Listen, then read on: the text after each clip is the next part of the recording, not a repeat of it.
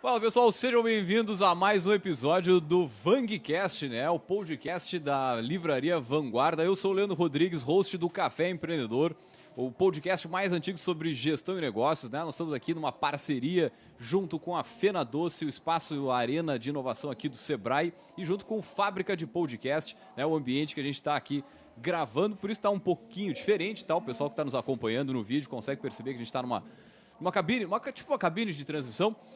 Enfim, gurizada, para falar de um assunto que é extremamente importante, mas antes disso nós vamos lembrar, é claro, aqui junto comigo temos a Cândida Busato, ela que é do Sebrae, aqui da Regional Sul, também estamos com o Laerto Verli e o nosso convidado, né, lá de São Borja é o Marcel Scalco, que é o escritor de As 9 Leis Inegociáveis da Vida, e a gente acabou de ter a oportunidade, o privilégio de assistir uma palestra. Pessoal, sejam bem-vindos aí ao podcast o VangCast. E acho que a gente poderia começar, né, o Marcel, falando um pouquinho dessa, digamos assim, do início da tua trajetória, te apresentando brevemente, o pessoal saber quem é o Marcel e por aí vai. Vamos lá. Boa tarde, boa noite a todos. Então, o início da minha trajetória, vamos começar ali da minha jornada profissional. Eu comecei como consultor de empresas. Mas muito rapidamente, Leandro, Cândida e Laerto, eu comecei a me confrontar com uma barreira. A gente levava o know-how, a técnica, o método, o processo, as pessoas entendiam, mas por algum motivo, que à época eu não sabia qual, as pessoas não realizavam como poderiam realizar. E eu rapidamente compreendi que eu precisava, além de entender do método, da técnica, do processo de gestão, eu precisaria entender um pouco mais de gente. E fui buscar cursos, meios, formas de compreender como o ser humano funcionava. Mais tarde, um pouco, dando um salto histórico, eu passei por uma dificuldade econômica muito grande. A empresa passou por muitas barreiras difíceis, muitos desafios. E aí eu precisei fazer um mergulho profundo, já não no conceito, né, de como as pessoas funcionam. Eu precisei me conhecer profundamente. E me encantei com o mundo do desenvolvimento humano. A empresa que era de consultoria empresarial ficou uma empresa de consultoria empresarial e desenvolvimento humano, o que é até hoje. Mas nesse processo eu pude me experimentar com os maiores e melhores treinadores do mundo e passei anos ensinando o que esses professores, mentores, mestres, gurus me ensinaram, até que um dia eu percebi que a vida era regida por leis e, para resumir, consegui o que para mim é uma bênção, né? Bênção em mérito, não acredito só em bênção, só em mérito, isso é uma conversa, hein? Bênção em mérito, descrever as 9 leis inegociáveis da vida. Então essa é a trajetória e hoje eu me dedico a divulgar as 9 leis inegociáveis da vida, a ensinar pessoas a ensinar as 9 leis inegociáveis da vida e a ensinar as pessoas a viver submetidas às leis da vida. Porque se tu contrair as leis da vida, a vida fica pesada. É por isso que as pessoas têm uma vida tão pesada. Eu tenho uma palestra cujo tema é Uma Vida Mais Leve Possível, onde de outro jeito eu ensino isso. Não precisa ser tão pesado como é. A vida é exigente, a vida é dura. Eu até posso dizer que ela é difícil, mas não precisa ser tão pesada. Ela é pesada pelo nosso jeito de funcionar, por desconhecer e então desrespeitar as leis da vida. E essas leis inegociáveis que tu traz aqui, né? O cerne dela, ela vale para todos os âmbitos da vida. Então, o empreendedor no seu negócio, a vida pessoal, as relações, né, entre pessoas. E tu falou um ponto ali que é sobre gente, né, cara? Então, qualquer negócio existe relações entre pessoas, elas são feitas por pessoas para pessoas, né? Mesmo que é um negócio digital, mas existe o fator humano sempre, né? Em qualquer âmbito. Eu acho que era legal trazer um pouquinho desse conceito, já falou um pouquinho de onde saiu, mas como tu foi desenvolvendo essas leis? Eu te digo. Olha só. Primeiro, eu queria te dizer que as leis da vida se aplicam, sim, a todas as áreas da vida. Todas. Sabe, quando a gente cresce um pouquinho na internet, e hoje eu tenho 338 mil seguidores, para mim é uma montanha de gente. É uma galera, né? Pô, tá louco, né? muita gente. Uma rica de uma comunidade. Então, eu recebo muitos convites para as lives. Então, vem fisioterapeuta, vem médico, vem advogado, enfim, um monte de gente me convidar para fazer live. E aí, as pessoas, qual é o tema? Eu digo, qual é a tua profissão? Sou advogado. Então, as leis da vida aplicadas à advocacia. E tu, eu sou médico. O que vai... Leis da vida aplicada à medicina. Tudo aplicado. Vem o Sebrae, eu não quero para um painel. Leis da vida aplicada aos negócios e dá um nome bonitinho, negócio em fluxo. Eu não quero parecer pretensioso, mas é verdade, eu nem preparo a live.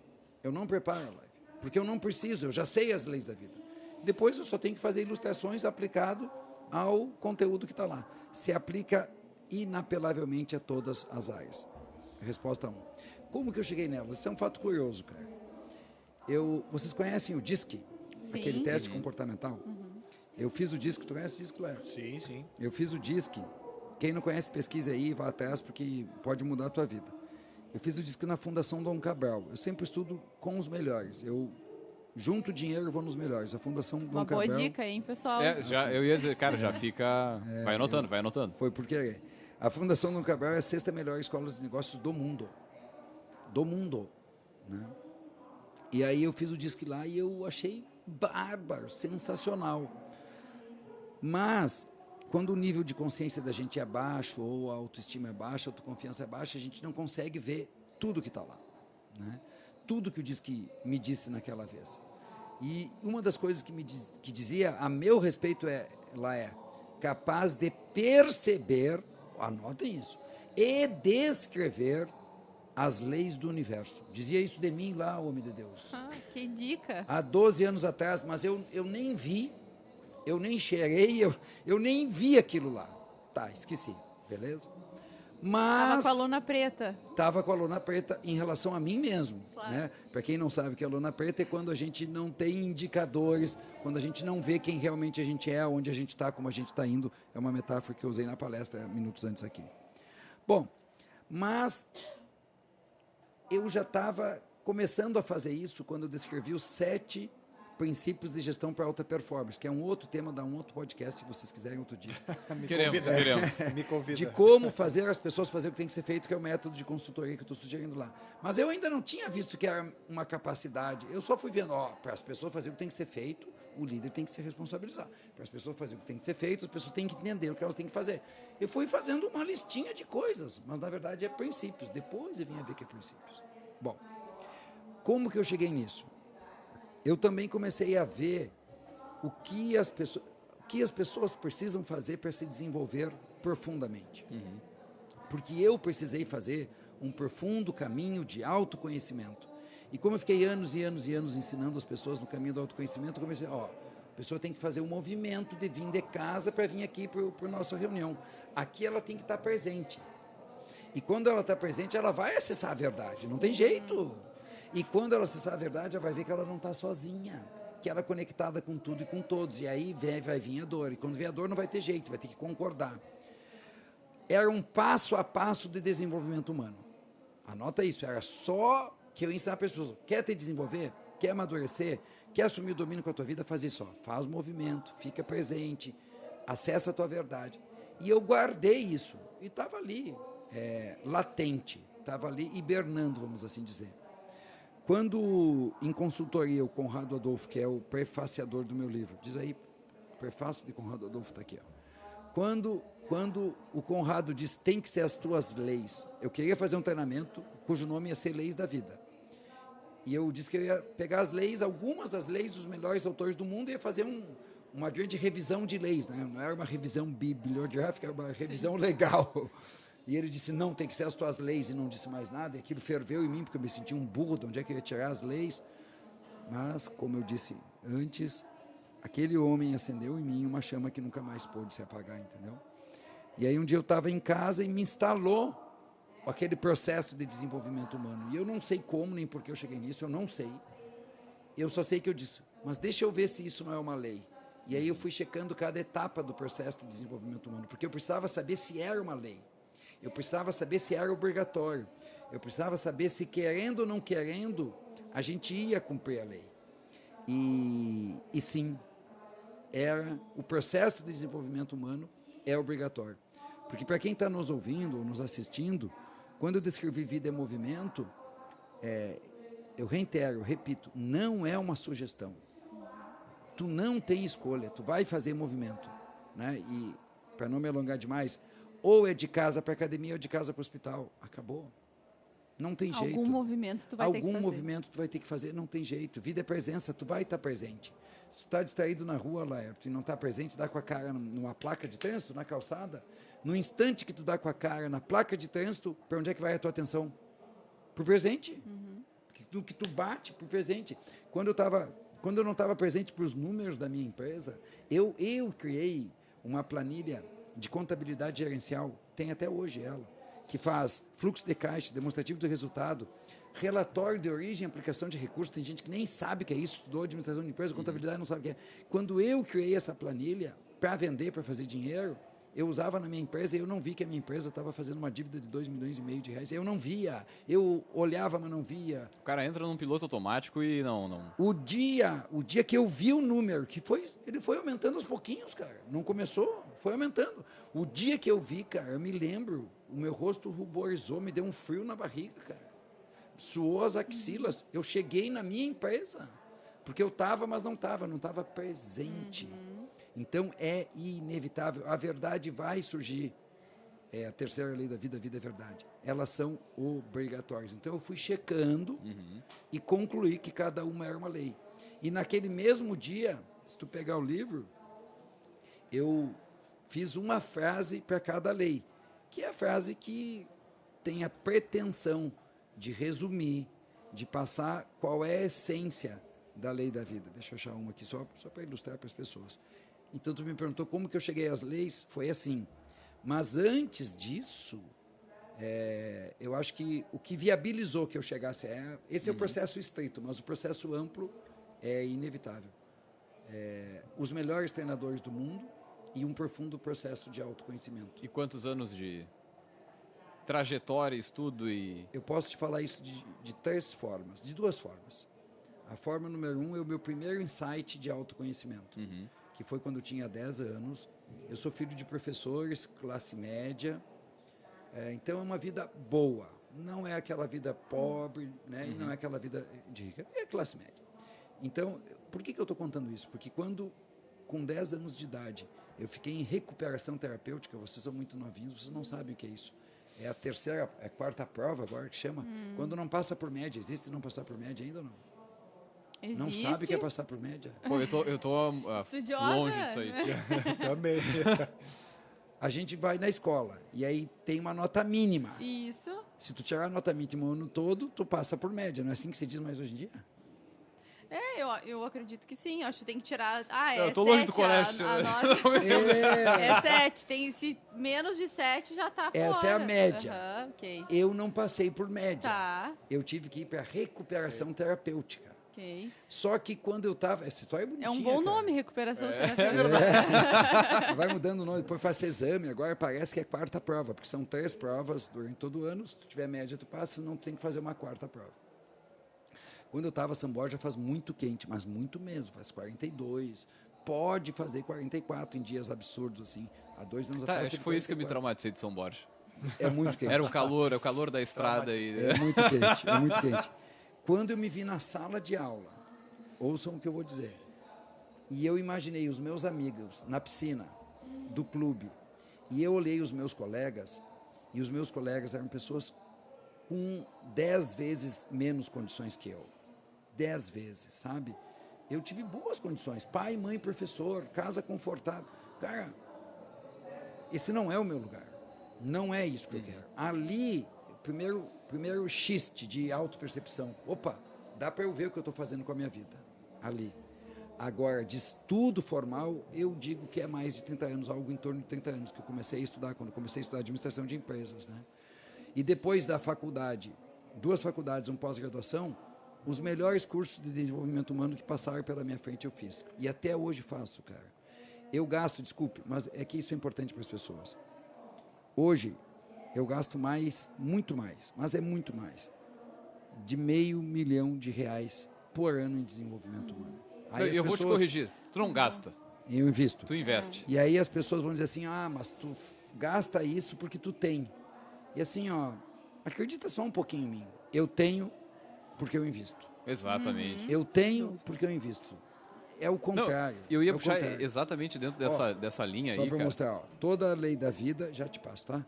Tem uma frase que a define. Então, vida é presença, é a segunda lei. E como é que eu defini? Presentifique e sinta o que vier. Sinta o que vier. Mas tu ia falar do... Não, do eu ia dizer o investir. seguinte, cara, olha o valor que tem um livro.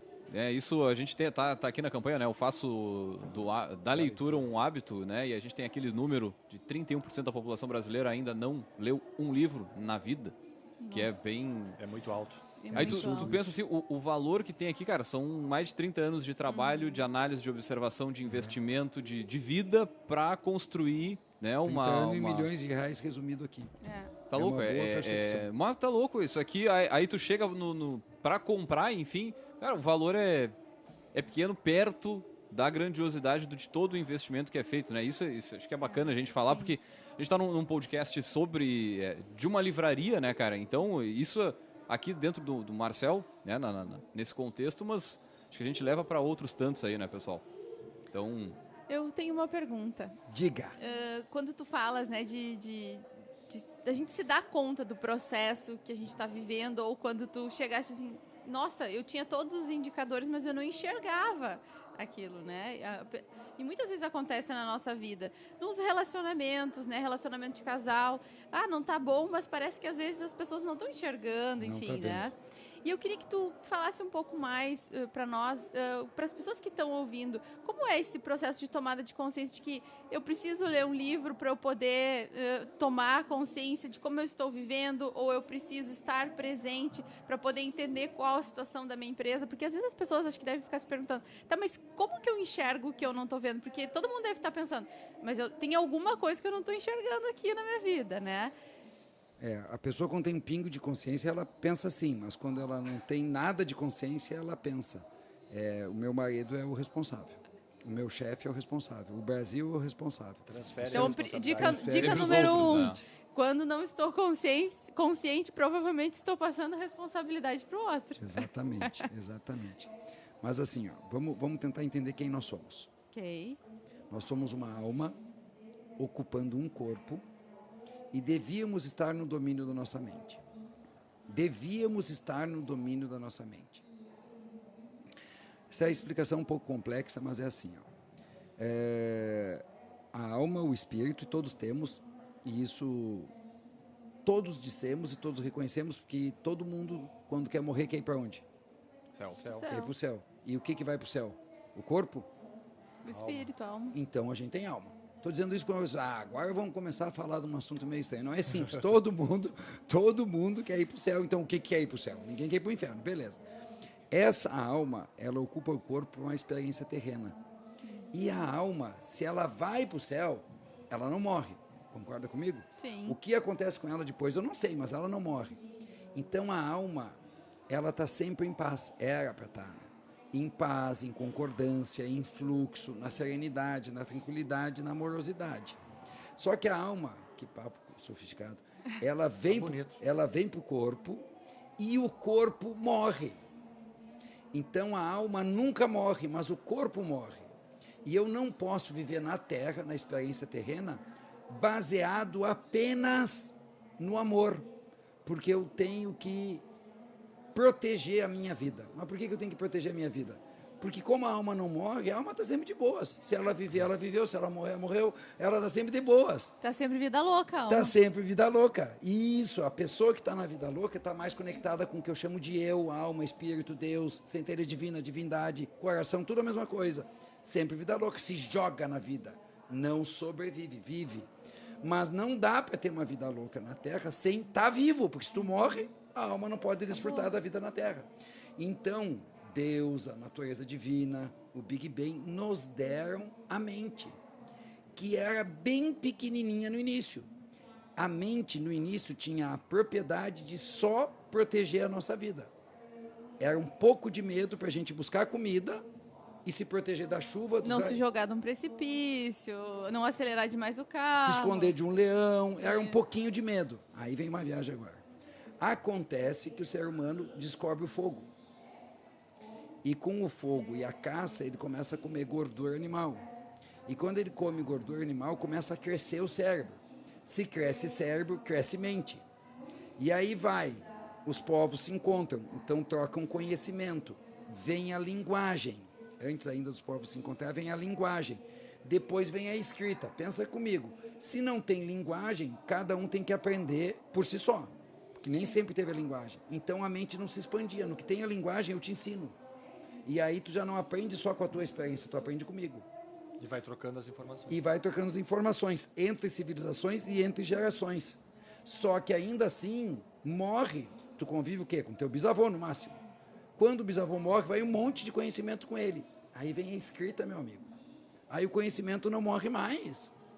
E depois da escrita, vem a imprensa, porque uma coisa é ter escriba. Então tinha pouco livro. Quando vem a imprensa, o conhecimento se vai. Aí vem iluminismo, revolução industrial, meios de transporte, que de novo se aproxima, meios de comunicação, a internet. E aí a nossa mente faz assim, ó, blum. E a mente, que era para ser pequenininha, só para proteger a nossa vida, para a gente poder ser vida louca, curtir, desfrutar, apreciar, a nossa alma vai perdendo espaço. E a mente vai indo, e a gente é engolido pela nossa mente. Tá, Marcel, mas e o que tem a ver com isso? O que tem a ver que à medida que nós estamos no domínio da mente, e atenção, o núcleo da mente é medo, nós estamos tomados de medo. Inconscientemente tomado de medo. Porque tristeza é medo, raiva é medo, medo é medo. E aí nós estamos submetidos a milhares de mecanismos de defesa. A mente mente. A mente mente para a gente que o responsável pela nossa infelicidade é o nosso marido. A mente mente para a gente que a gente está feliz quando a gente está num casamento fracassado. As pessoas dizem que está tudo bem, mas não se olham mais nos olhos. Não se beijam mais na boca. A mente mente que o meu filho está bem e eu tô vendo o comportamento anômalo dele. Ele está só enfiado no quarto. Eu entro no quarto, ele dá um clique e muda a tela. A mente mente que a minha empresa está indo bem, que foi meu exemplo. E a gente acredita. Só que, como vida é verdade, terceira lei da vida, uma hora eu vou ver que não estava tudo bem. Só que, como vida é dor, uma hora vai vir a dor para quê? A dor é a suprema mensageira, para me mostrar que não está tudo bem. Porque das inúmeras mensagens, sinais, né, a gente seguiu o fluxo, aquele mesmo do medo, da raiva. Vai indo, não vê. Ó, quer ver outra história de não estar presente, não sentir a dor? Um amigo nosso saiu de casa para jogar futebol. Quando chegou na porta do local onde ele deixava o carro estacionado, a carteira, tem que pegar a carteira, tem que pagar o churrasco, pagar a cerveja, pagar a quadra. Chegou em casa, a sua esposa estava acompanhada, espero que vocês me entendam. E aí ele voltou para o futebol e contou. Todo mundo ficou chocado, né, cara? Mas tu não fez nada. Cara, caiu uma ficha. Eu não estava no meu casamento. Isso é uma tomada de consciência. Eu não estava inteiro lá, um soco na cara. Porque vida é presença, vida é dor, vida é verdade. Tu vai ser confrontado com a verdade, com a dor. A vida vai te colocar em fluxo. E vai te colocar em fluxo mais cedo ou mais tarde, custe o que custar, leve o tempo que levar. Então a gente pode dizer que são etapas, né, de reações que a vida vai trazendo e à medida que a gente vai seguindo, sem olhar, né, essas mensagens, talvez se torne numa situação um pouco mais extrema, como do amigo. Vai só agravando. Aumentando, né? Vai só agravando. Cara, o tempo inteiro. Prejuízo numa empresa, o que é? É um sinal. Prejuízo. Cara, primeiro, tem alguma coisa aqui. Colaboradores pedindo demissão. Turnover alto. É um sinal. É um sinal. Clima organizacional tenso. É um sinal. A vida está te mandando sinais o tempo inteiro. Só que a gente não quer ouvir os sinais, por quê? Porque quando tu tomar consciência, tu vai ter que fazer alguma coisa que tu ainda não te anima a fazer. Deixa eu ensinar uma coisa para vocês vão adorar. Jogo da dor. Isso é uma criação minha, é muito legal. O que é o jogo da dor? O que eu percebi? Que a gente só não vai para o próximo nível porque a gente está a evitar uma dor. Então, eu só não faço mais dinheiro porque eu estou a evitar uma dor. Eu só não arrumo um namorado porque eu estou a evitar uma dor. Eu só não me separo porque se isso é para mim o próximo nível, porque eu estou a evitar uma dor. Então, no Leis da Vida, que é o nosso treinamento de 3 dias, uma das vivências é essa. Aqui a gente não vai poder vivenciar, mas eu vou dar o roteiro para as pessoas entenderem. eu digo para a pessoa, define qual é o teu próximo nível que tu gostaria de ir. Mas o que é o próximo nível? Não sei, tu que sabe. Para ti será mudar de cidade, para ti é arrumar um namorado, para ti é emagrecer. O que vai fazer tu mudar de nível? Aí a pessoa pensa lá, anota no caderno dela. Eu digo, beleza. Que dor tu estás a evitar inconscientemente ou subconscientemente que te impede aí? Não, mas não tô, tá assim. Aí eu conto stories, a pessoa identifica a dor. Para passar de nível, precisa de uma dor. inevitavelmente tu vai Tem sentir que a ter dor. uma dor. Tem que ter uma dor. Não existe isso. Não tem como não ser com dor. É que às vezes a pessoa não percebe. Vou dar um exemplo bem simples. Cara, quando as pessoas veem eu falar e veem o livro, as pessoas dizem, meu Deus, de onde que veio tudo isso? Claro que veio de Deus, veio do meu pai e da minha mãe. Mas com 24 anos eu tinha um curso técnico, 2 pós-graduação e 2 faculdades e um pós-graduação. Cara, eu estudava em São Leopoldo, cara. Eu morava em Porto Alegre, eu ia de manhã, voltava ao meio-dia, trabalhava de tarde, ia de noite e voltava. Eu fazia 4 viagens Porto Alegre e São Leopoldo, cara, por 4, 5, 6 anos. Isso dói, cara. Isso dói. E o investimento. E quanto de sacrifício eu fazia? 10 disciplinas por semestre. Eu não podia sair todos os fins de semana. É só um exemplo. E agora que é fluido, relativamente fluido para mim, as pessoas se surpreendem. Mas voltando então, à medida que eu me dou em conta que eu estou a evitar uma dor, então eu já sei qual é o próximo nível e eu estou evitando uma dor. E aí que chega o momento do jogo da dor. Aí eu digo para a pessoa, beleza, agora me diz que dor tu estás sofrendo, que dor tu está pagando por não ir para o próximo nível. Boa. E aí eu tenho o jogo da dor. E aí eu digo, bom, agora é o momento que tu tem que escolher qual dor que tu quer. Porque a gente tem a fantasia que vai sair deste nível sem dor. Eu já estava com a casa dos meus sonhos, com uma BMW na garagem, fazendo o que eu gosto, trabalhando relativamente pouco.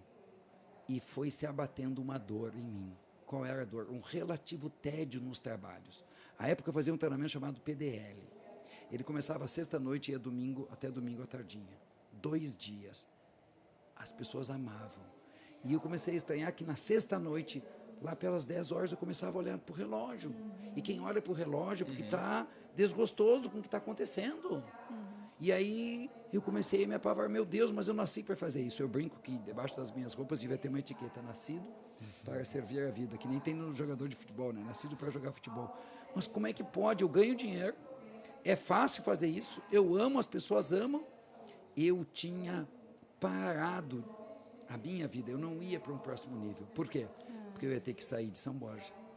Porque eu ia ter que fazer um treinamento todo novo. Eu ia ter que arrumar o hotel. Eu tinha uma série de dores que eu estava a evitar. E aí, quando eu vi isso, eu disse, eu vou ter que optar. Ou é a dor de sair de São Borja com os eventos, que eu fui tirando eles de lá, né? Agora eu faço São Paulo, Porto Alegre, Caxias. Pega avião, faz toda a E tu logística. sabe por quê? Porque a maior dor que eu sentia é que as pessoas não tivessem acesso às leis da vida. Imaginar que essa bela obra, que não é melhor do que a de ninguém, mas tem muito valor, eu já vi tocar muitas vidas, chegasse a muito poucas pessoas. Então a dor de levar as leis da vida para 1/1000º das pessoas que podem ter acesso a ela foi maior do que a dor de sair, de estar aqui. Eu estou aqui por quê? Sim. Quanto que eu estou ganhando para estar aqui, Roberto? Quanto que eu estou ganhando para estar aqui?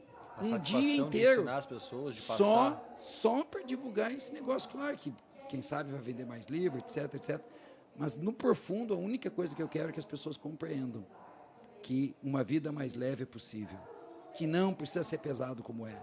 Entende? Cara, tem um ponto que a Cândida puxou aqui que me chama a atenção, assim, que é o ponto que tu vai tomar a consciência. Né? E aí, pô, o pessoal que está nos ouvindo aqui, certamente vocês também tem pessoas na volta que tu vê que, cara, falta um pingo ali da tomada de consciência. E aí uma das leis aqui é que a vida é verdade. E eu tava pensando o seguinte, cara, essas pessoas, não adianta, não vai ser tu que vai chegar e vai falar e vai dizer, cara, quem sabe tu dá uma olhada para as tuas atitudes, a forma como tu tá levando, a pessoa tem que tomar porrada, sei lá quantas vezes para chegar no momento e dizer, não, mas peraí, tio, acho que o errado sou eu aqui, vamos... Assim, vou dar um relato aqui para vocês, cara, quando eu comecei a dar um pouco mais de atenção pro meu autodesenvolvimento e tal, eu comecei a fazer terapia. Bom. E, cara, sabe o que me fez fazer terapia de fato? Que um amigo me disse, cara, Comecei a fazer, faz 3 meses, não sei o que, já aumentei 3 vezes meu faturamento. Digo, caralho, Como assim? como é que esse negócio aí? Não, agora eu vou atrás. Mas tu vê que fui pelo dinheiro, tá, e aí depois tem uma série Não de faz mal, tem entendimentos gente que nem não... por dinheiro vai. Não, exatamente. Mas, cara, Existe. o que eu ganhei nesse período, assim, de autoconhecimento, faturamento também, de posicionamento, é impagável, eu diria. Mas, sei lá, eu Mas fui aí é impactado em algum importante, momento ali, né? E aí é importante também que escolher se conhecer faz com que, ok, eu quero aquele dinheiro, mas eu vou ter que mexer naquele baú lá que faz É tempo isso. que eu não tô querendo. Ah, E mesmo sim. inconscientemente a gente faz isso. Eu vou contar uma história minha. Vocês notam que tem um probleminha de dicção. Ele foi muito mais grave, sempre teve aqui. Aí, em dado momento, eu resolvi ir no fonoaudiólogo. Eu morava em Porto Alegre, eu ainda não tinha começado a jornada mais radical de autoconhecimento. Aí eu fui, a fonoaudióloga super bem intencionada, Centro Holístico de Desenvolvimento Humano, uma coisa assim. Aí ela começou, porque aqui nós entendemos o ser humano como um ser integral, um ser holístico. Então vamos começar com o teu relacionamento com os teus pais. Aí eu ouvi aquilo, falei umas coisas, ela marcou a segunda consulta aqui que eu voltei, ó. Eu queria só corrigir essa coisa aqui, eu não quero falar desse assunto. Eu tenho assim, cara, eu não quero falar disso. E olha que o meu destino com meus pais é leve, cara. Eu não tive coisas horríveis. Eu apanhei muito pouco, eu admirava eles, eu vazei, cara. Vazei, porque a mulher queria me dar um tratamento holístico. Tem uma parte em nós que sabe que quando a gente se encontra com a gente mesmo é muito doloroso. E essa parte nos afasta. Porque ao mesmo tempo que a gente quer obter uma vida prazerosa, a gente foge da dor. Só que a mente só quer nos poupar da dor. O ego, o cérebro reptiliano, lá mais profundo, ele só quer que tu tenha boia e teto. Acabou. E se tu tem boia e teto, ele não quer mais nada. E aí tem de novo o eu, o coração, o Deus, o vida louca, que quer tudo. Eu quero prazer, não quero uma vida sem emoção. Né? Eu quero me desfrutar de tudo. E tu falaste uma coisa muito legal, Leandro, assim, ó. A gente não tem o poder de mobilizar as pessoas. Não tem. A gente faz menções, olha, sabe qual é a maior dor dos nossos alunos? É que eles não conseguem trazer os seus parentes para os treinamentos. Eles ficam decepcionados, frustrados, entristecidos. Ou conseguem trazer um ou dois, não consegue, porque cada pessoa tem o seu processo. E como nós nos movemos unicamente pela dor e pelo prazer, e agora vem uma atenção, de acordo com o nível de consciência da pessoa, ela se move mais pelo prazer ou mais pela dor. Pessoas com nível de consciência ampliado se movem pelo prazer, pelo amor.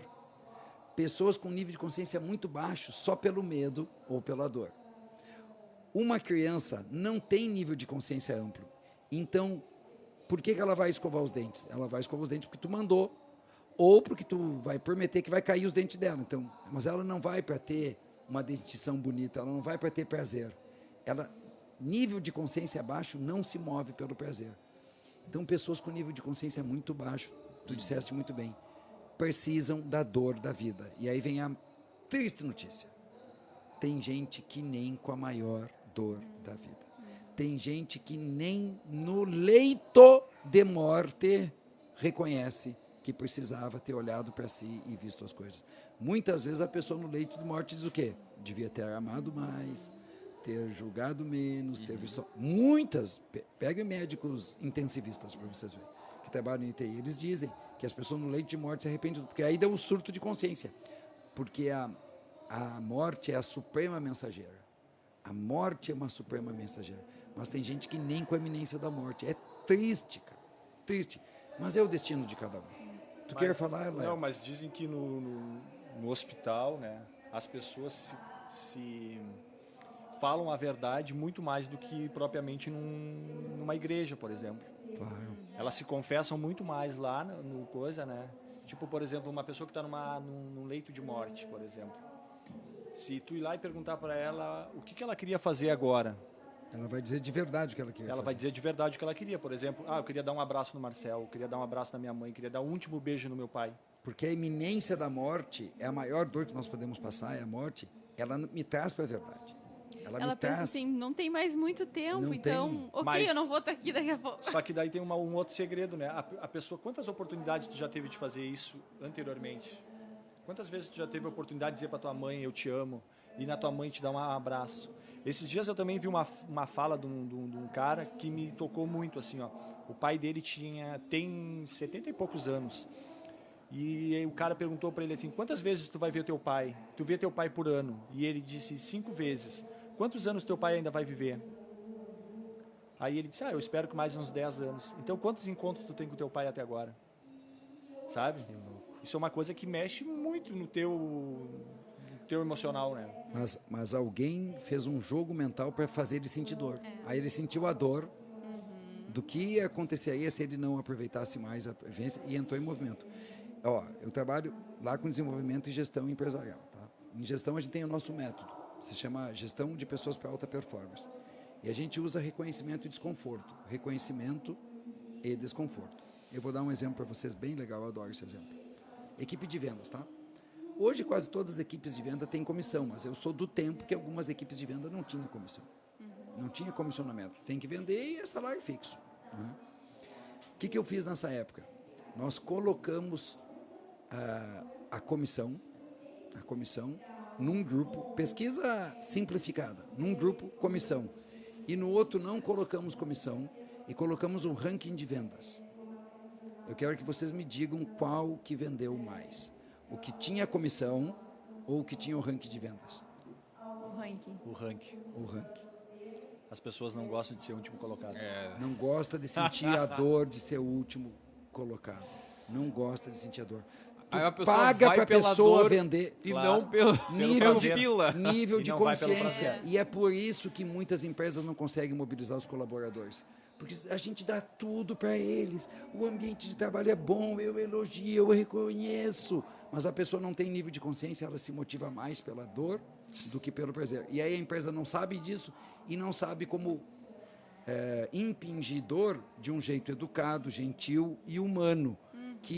Por isso que a gente nem usa dor, a gente usa desconforto. A pessoa não pode ficar desconfortavelmente. Só uma ilustração, porque vocês são aí dos negócios, vocês vão ficar surpresos com o que eu vou ensinar para vocês.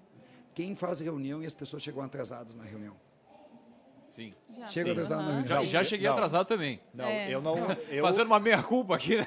Eu não chego atrasado. Eu tenho uma coisa em mim que é reunião Mas na tua equipe alguém chega atrasado?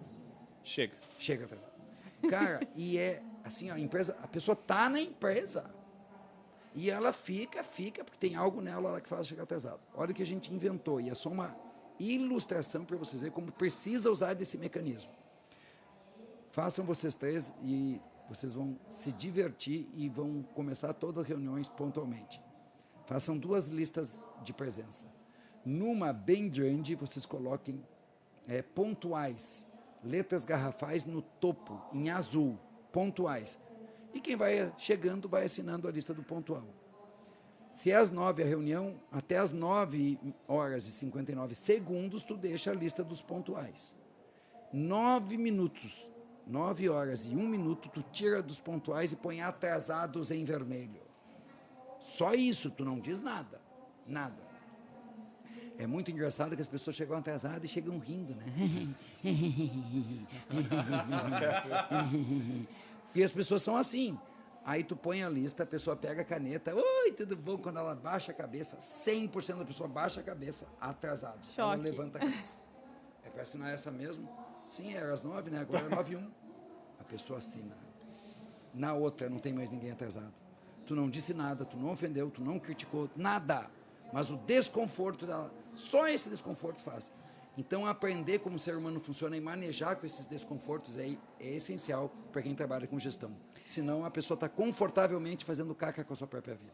Não pode ficar confortável. E eu acho que acessar a criatividade para criar esses mecanismos é de um lugar muito adulto também. Também. Porque quanto mais adultos estamos, mais a gente tem criatividade para achar mecanismos para lidar com o nível de consciência do outro, né?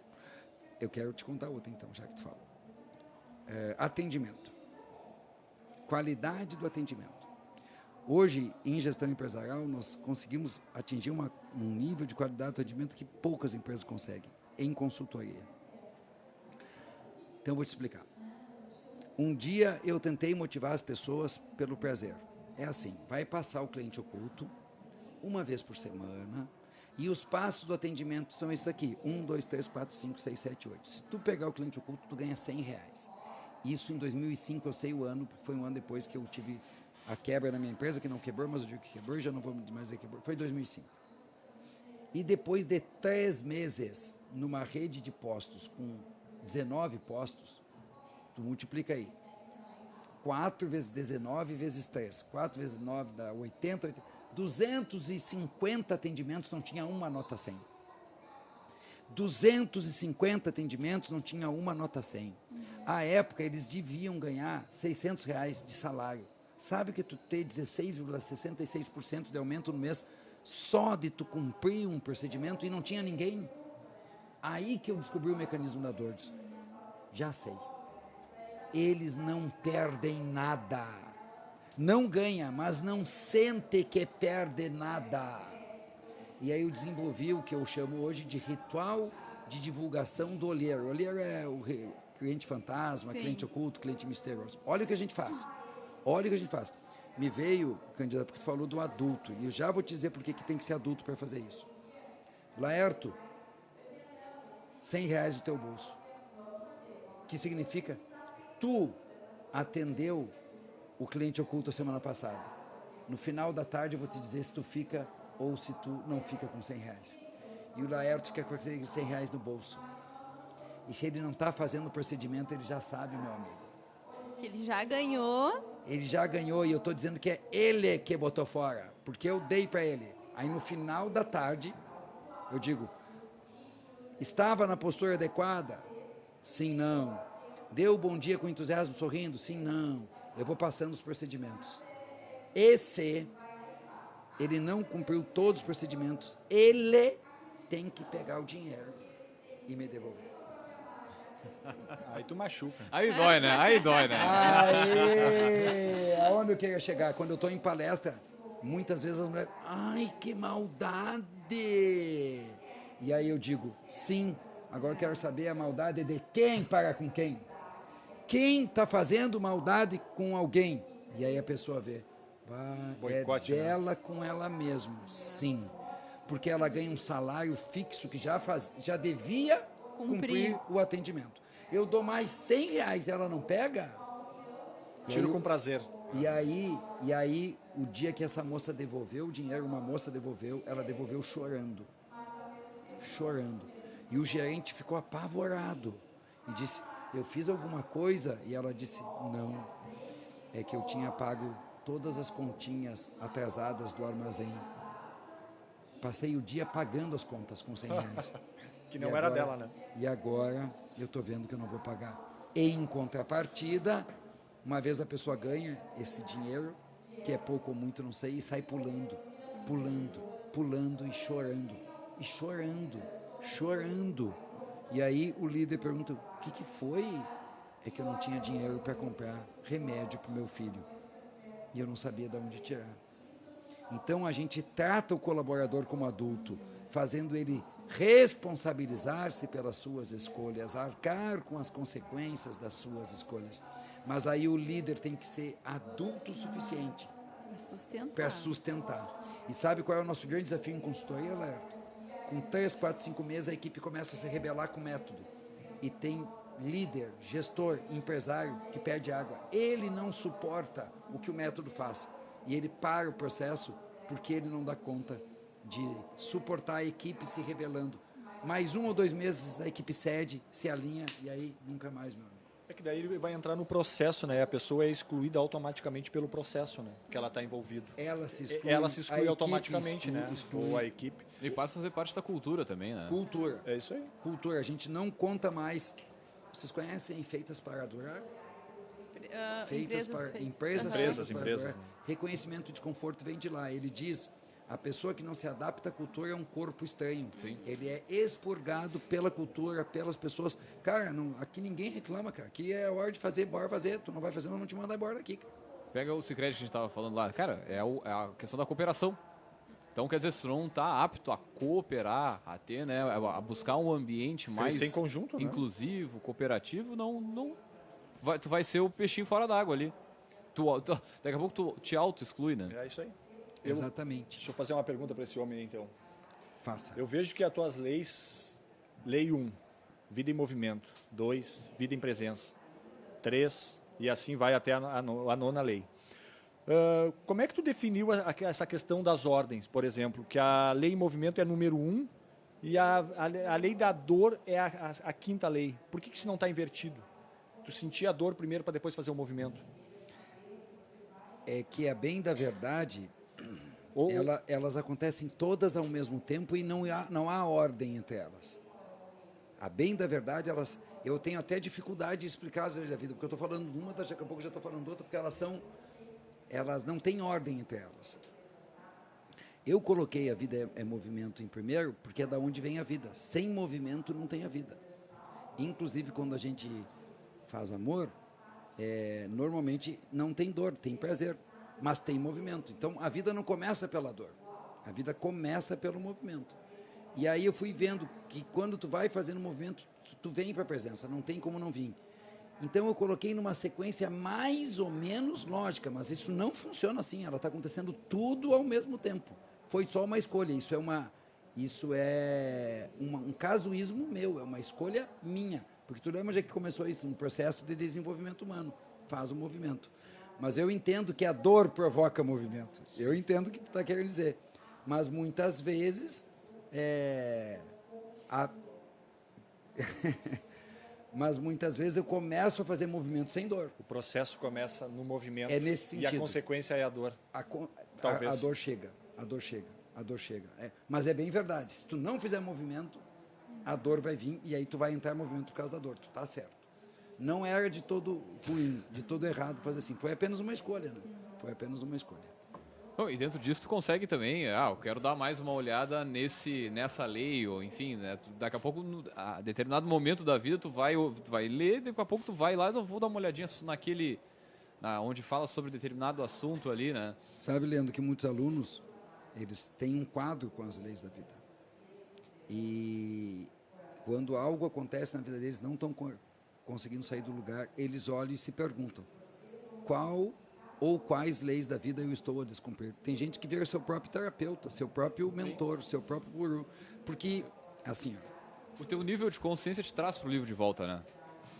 se algo não está acontecendo na minha vida que eu gostaria que acontecesse, ou se algo não está acontecendo, eu gostaria que acontecesse, ou não está acontecendo, é porque uma ou mais das leis da vida eu estou descumprindo. Não tem escapatória, não tem escapatória. E uma outra questão, então, tipo, por exemplo, o Pequeno Príncipe, o livro Pequeno Príncipe. Tu lê ele em várias fases da tua vida. E tu tem outras perspectivas. O teu livro, tu acha que se enquadra nisso também? Completamente. Não só o meu livro, como qualquer filme, como qualquer treinamento. O TAI, treinamento de maior impacto biopsico-emocio-espiritual do Brasil, 5 dias. 5 dias que a gente sacode o teu sistema biopsico-emocio-espiritual de um jeito que poucas vezes tu viste. 5 dias que eu digo, provavelmente os 5 mais longos da tua vida. Dias intensos. Tu vai te encontrar com o teu eu interior. O teu falso eu vai ser quebrado. Tu vai ver quem tu é de verdade. Tu é muito lindo. Tu não é bonito, tu não é feio, não te preocupa. Mas é intenso. Por que eu estou falando isso? Porque eu estou vindo do TAI de Caxias do Sul, cujo nosso aluno Glauco foi fazer pela 3ª vez. Então, fazer um TAI é bastante, 2 é muito, 3 não é demais. Porque ele disse assim: Marcel, eu nunca me vi do jeito que eu vi dessa vez. Por quê? Porque ele não é mais a mesma pessoa. Porque o nível de consciência dele é outro. Então, ele se viu de um jeito muito mais profundo. Ele se viu, muitas vezes, da maneira mais profunda, não dentro de uma dinâmica. Ele observou, por exemplo, que às vezes que eu estava falando, ele disse: mas por que o Marcel não termina logo? Já era para ter terminado. Eu disse: meu Deus, como eu sou controlador, quero decidir qual é a hora de terminar esse negócio. E não foi em dinâmica, foi me vendo falar. Porque o nível de consciência sempre eu. Então, toda vez que tu te submeter ao mesmo estímulo, tempos depois, tu vai ter outros insights, outras percepções de um outro nível, sem dúvida nenhuma. Tem algo que tu trouxeste aqui durante a tua palestra que é algo que eu percebo assim como um padrão muitas vezes, que a gente esquece. Tu dissesse assim: quando eu quebrei, quando eu tinha uma dívida, eu precisei voltar para um lugar que eu nunca deveria ter saído. que é o colo, né, do meu pai e tal. E para quem está nos ouvindo, como tu descreveria isso? Quando que a gente, o que efeito tem quando a gente sai do nosso lugar de filho, né, do nosso lugar de menor? Como tu vê esse impacto? Então vamos lá. Bert Hellinger descreveu as 3 ordens do amor, uma delas é a hierarquia. E a hierarquia está em todos os sistemas, né? Na igreja, no exército, na empresa, na família. Na igreja, no exército, na empresa, no exército, nunca isso foi perdido, pelo meio, pela forma, né? Na igreja também não. Nas empresas já se perdeu um pouco. E eu até vou fazer um parênteses, depois eu volto para esse tema, tá? Eu estou resgatando o chefe, cara. Porque vocês estudaram no tempo que chefe é isso e líder é aquilo, e não seja chefe, seja líder. E nós não temos, em algumas situações, gente com nível de consciência pronto para receber um líder. Precisam de um chefe. E isso acalma as pessoas. Porque, metaforicamente, é a chegada do pai e põe as coisas em ordem. Mas a hierarquia nas famílias se perdeu. Mas o que eu quero falar é que há uma hierarquia na família. E o amor flui do maior para o menor. E quem é o maior? Quem chega primeiro. Quem chega primeiro é o pai, depois é o filho, depois é o neto.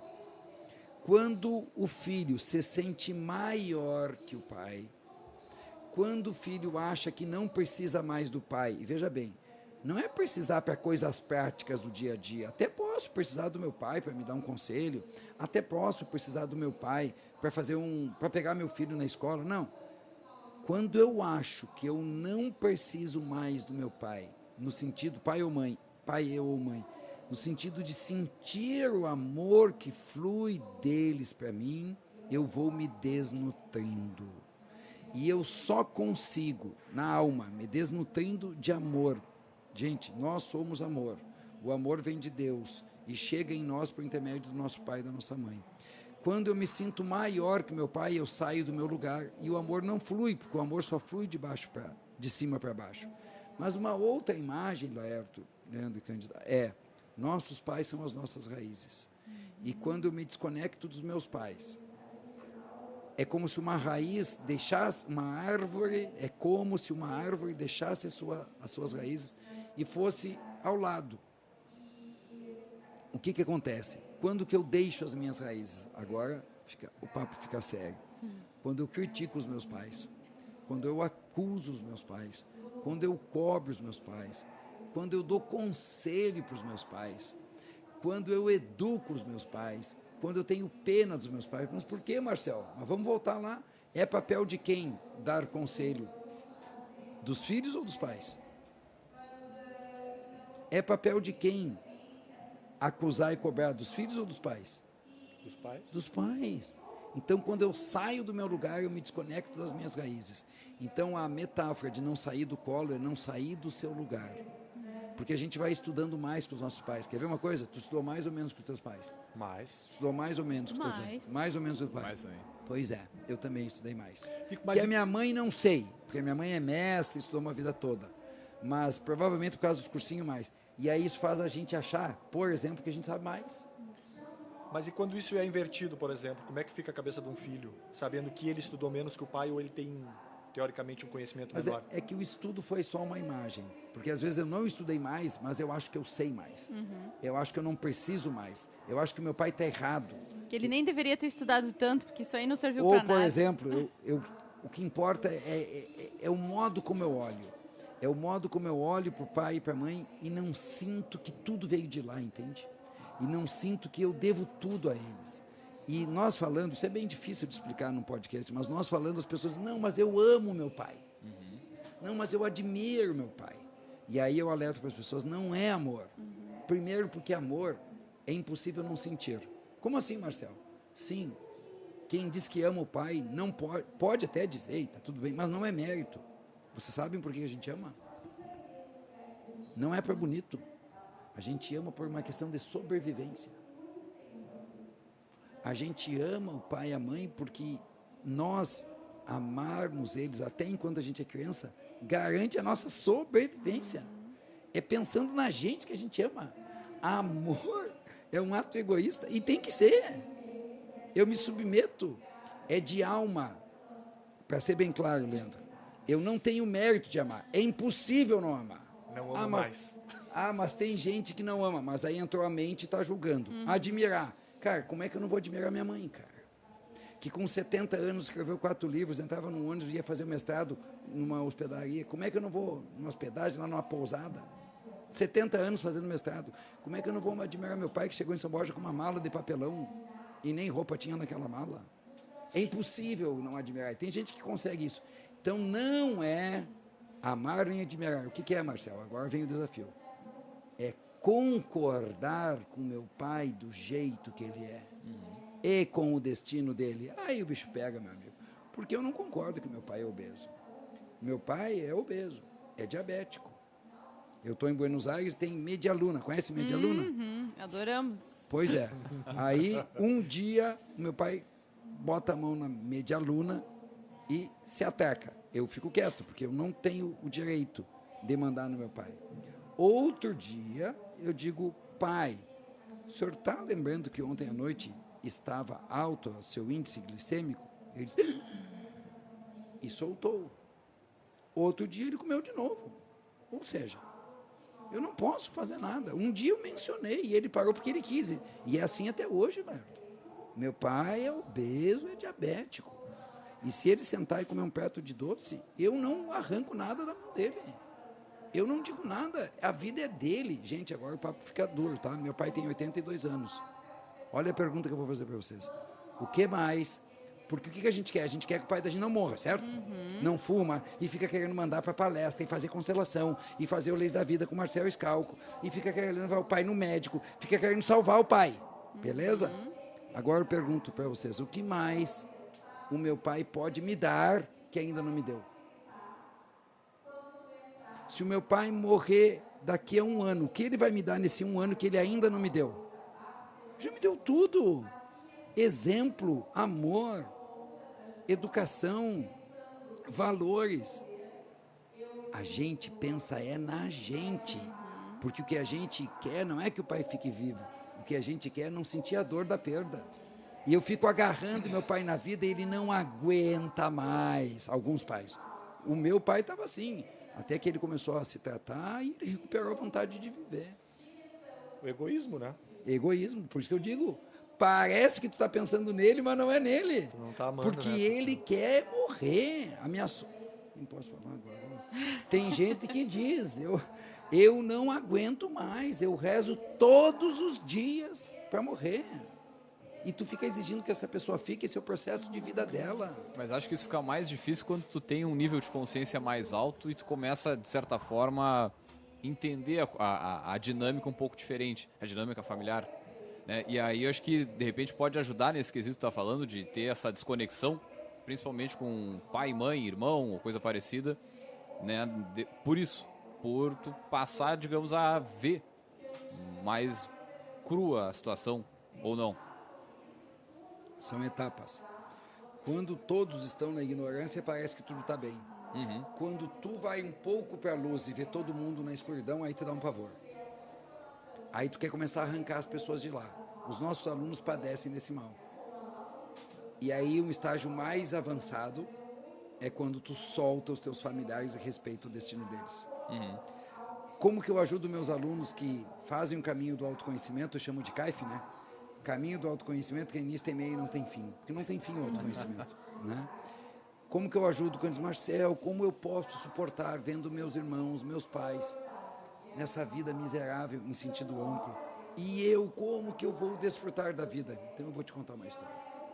Quando eu era criança, lá na Escola Técnica Agrícola, que meu pai era diretor, eu tenho uma memória remota, que eu estava num quarto escuro e no cantinho da janela tinha um furinho, eu acho que de cupim ou de abelha, sei lá eu, e passou uma nesga, um raio, um risquinho de sol. E aquele risco de sol iluminou todo o quarto. E eu, então, fiquei impressionado. Como pode um risco de sol iluminar todo o quarto? A nossa família, o nosso sistema é um quarto escuro. Pegaram essa? estão nas sombras, na dor, na inconsciência. Quando eu me ilumino, olha que lindo, eu me torno uma nesga, um raio de sol no quarto escuro do meu sistema. E é o que basta. E eles, com a minha luz, podem vir para a luz ou não. Porque eu tenho parentes que olharam para mim e disseram, eu vou te seguir, tio. Eu tenho sobrinho que faz todos os cursos, que lê o livro, que está na minha mentoria, que está empreendendo. Ele me segue, porque eu sou o raio de luz no sistema dele. E eu tenho, vou falar, conhecidos que diz assim, ai, mas 1000 pessoas no treinamento deles, né? Por que será que as pessoas vão? E aí eu pedi para essa pessoa, diz para ele que as pessoas são tudo burra, idiota. As pessoas adoram botar dinheiro fora, por isso Gostam elas de vão. lavagem cerebral. Gostam de lavagem cerebral. Entende? Eu sou a nesga de luz no quarto escuro do meu sistema, vocês também são no de vocês. Só que tu não arrasta as pessoas. Ela vê tu cada vez mais feliz. Gente, pega eu e a Fabiana, sei lá eu que vocês estão achando disso, mas é só a verdade, né? Cada vez mais magros, cada vez mais musculosos. A gente tem cada vez menos sintomas, cada vez mais dinheiro. E só não trabalha menos porque amamos trabalhar, mas poderíamos... A gente trabalha cada vez mais, mas diferente, entendeu? Eu montava o meu evento, cara. Eu entro no evento e saio. Tem uma equipe que monta. Eu montava tudo. Eu entro, tá montado. Eu saio, entro no carro, vou me embora. E as pessoas estão vendo isso e não vêm atrás. Por quê? Porque cada um tem o seu nível de consciência. Tem almas que precisam de mais dor para ser colocadas em movimento. Sim. E tu não tira as pessoas de lá. Ó, minha última história. Eu já sabia disso. Já sabia, contando história, né? E um dia minha irmã mais velha estava reinando, estava braba. Eu conto essa história, ela não se importa. Eu conto reinando pro gaúcho, né? Brabo, invocado. E ela braba, e ela sabe essa história, eu conto nos eventos, ela dá risada. Eu estava agora em Santa Maria, no Leis da Vida de Santa Maria, ela vai bastante também. Também está mudando a vida dela, mesma coisa, está vindo para a luz, E aí eu disse, não faz assim. Ela estava brigando com o namorado dela. Eu disse, não faz assim. E ela me xingou. Eu disse, pô, mas eu sou teu irmão, o que tu quer que eu faça? Ela disse, eu quero que tu cuide da tua vida e deixe que eu cuide da minha. Pronto, cara. Pronto. Se nós respeitássemos o destino e o jeito de ser uns dos outros, e eu velha, aquela frase que diz, cada um que cuide e puxe seu próprio rabo, a vida fluía muito melhor. Mas a gente se distrai com a dor alheia... A gente se distrai com o problema alheio, porque enquanto eu estou cuidando do problema do outro, eu não estou cuidando do meu. E ainda eu me acho uma rica pessoa. É que eu só quero... Não queria o bem da minha irmã? Não queria o bem da minha irmã. Não, mas tu quer mal? Não, eu quero o bem dela, mas ali o que eu queria? Ser o bom, ser o sabido, dizer o que ela tinha que fazer, poupá-la da dor que ela precisa passar para amadurecer. E aí eu já vou contar mais história, mas chega. Muito bem, gurizada, já chegando na finaleira desse episódio, pô, acho que, eu não sei vocês, mas, pô, fiquei muito reflexivo o tempo inteiro aqui. Enfim, eu tô até agora. Esses conceitos, eles são simples, mas eles são, nesse momento da história da humanidade, contra-intuitivos. Nesse momento, eles ficaram contra-intuitivos. A gente acha que é tudo completamente contrário. A vida é dor. Tá todo mundo querendo ser livrado da dor, por exemplo. Então ele leva à reflexão. Marcel, para a gente encerrar aqui, gostaria que tu deixasse uma mensagem final, assim, uma mensagem do Marcel, assim, de coração aberto, para quem ainda não teve oportunidade de ler o livro, de interagir com teus materiais. Tá bom. Eu vou contar uma breve história, tem tempo, né? É bem breve. Eu me achava muito feio, vou usar a expressão infantil, mas é em sentido amplo, sabe? Nem me achava feio fisicamente, assim, mas eu me achava uma pessoa muito feia. E aí era sofrido me achar uma pessoa feia ou uma má pessoa. E aí eu decidi que eu ia estudar muito, ia trabalhar muito, ia ganhar muito dinheiro, ia ser um sucesso e isso ia resolver tudo. E eu fiz isso. Eu estudei muito, eu trabalhei muito, ganhei muito dinheiro, me tornei um sucesso, mas seguia me achando feio. O que eu descobri nesse caminho, cara? Eu descobri que a única forma da gente ser feliz é a gente se tornar quem a gente é de verdade. Tem uma forma, a frase de um filósofo que algum de vocês pode dizer quem é, não sei se é Nietzsche ou é Sêneca. Torna-te quem tu és. Mas a frase mais bonita nesse sentido é da Eva Pierracos, uma autora maravilhosa. Eva Pierracos disse assim, Laerto, qual não será a tua surpresa quando tu descobrires que o que tu é de verdade é muito mais bonito do que isto que tu vem tentando ser.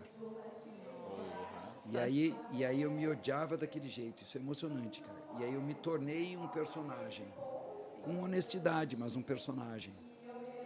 E eu me frustrei completamente. E desde então, Leandro, sabe o que eu tenho feito, querido? Tentado me tornar quem eu sou de verdade. E quanto mais eu sou do jeito que eu sou, quanto mais eu concordo com o meu jeito, as pessoas se aproximam de mim e dizem assim, cara, mas que paz é essa? Da onde que veio? É a paz de concordar com a nossa humanidade. A paz de compreender que por mais que eu estude, que eu trabalhe, que eu me aperfeiçoe, eu vou seguir o humano em comum. Eu vou seguir com dor, medo, tristeza e raiva. Eu vou seguir machucando quem eu mais amo o resto da minha vida, cara. Eu vou seguir falhando. E estar em paz com a nossa humanidade é o conselho que eu poderia dar para as pessoas. E para isso eu não conheço outro caminho, a não ser o caminho do autoconhecimento, que eu cunhei uma frase. A verdadeira fortuna é o autoconhecimento. Para tornar-me quem realmente eu sou, é só o autoconhecimento. Não tem outro caminho. Muito bem, gurizada. Não sei se tem mais alguma coisa ali para puxar, pessoal. Todo mundo assim, pensativo, Tenho mais uma aquela reflexão. coisa, né? Tenho mais umas 20 perguntas para ele, mas eu vou deixar para o caminho. Foi uma alegria, queridos. Muito obrigado. Muito obrigado. Foi um bom bate-papo. Eu faço parte de uma tribo, que é a minha tribo, né, dos alunos. E é uma tribo de gente muito doida. A gente viaja uma vez por ano juntos para conversar sobre isso. Né? É o nosso deleite. Conversar sobre a vida, falar de si, falar das suas dores. Porque a gente vai se tornando assim cada vez mais humano e comum. Então foi uma alegria bater papo sobre o que eu mais gosto, sobre o ser humano, sobre a nossa humanidade, sobre a vida. E para nós, com certeza também, né, pessoal? Muito bem, então, gurizada, nós vamos encerrando por aqui mais um episódio do Vangcast, né, o podcast da Livraria Vanguarda. Fechamos por aqui, deixar um grande abraço e até o próximo episódio. O próximo, estaremos aí um dia. Até mais. Valeu. Obrigada, Valeu. gente.